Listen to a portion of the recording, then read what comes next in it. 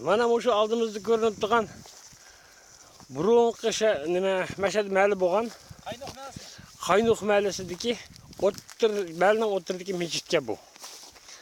Bu mali bu yoqqa suv kirgizish qiyin bo'lganlikdan malining odamlari Malvoyga ko'chib ketishga majbur bo'ldi.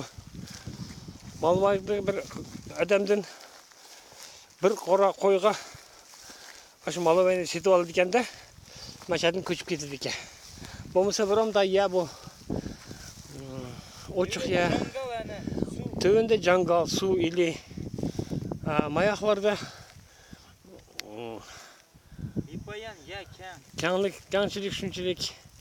Ana Malvoyning teg'idan su mashaq kelgicha bo'lib ketib, istanlar to'shib ketib qumga majburiy ko'chib ketgan bu chelakdan 3 kilometr töven, Bayseyitdan 7 kilometr tövenliyada burun qaynoq malisi bo'lgan.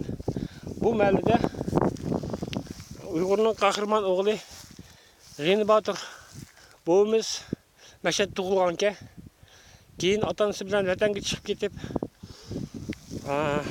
keyin so'qishlarda yordar bo'lib qaytib kelganda Mashhadga kelib nazar berganka, mening tug'ilgan yerim Mashhad deb. Shuni izlab biz keldik mana. Zaynaxon og'inimiz bilan Bayseyit turdi. Yetlab keldi, shunga rahmat. So'zlab bergan amroq.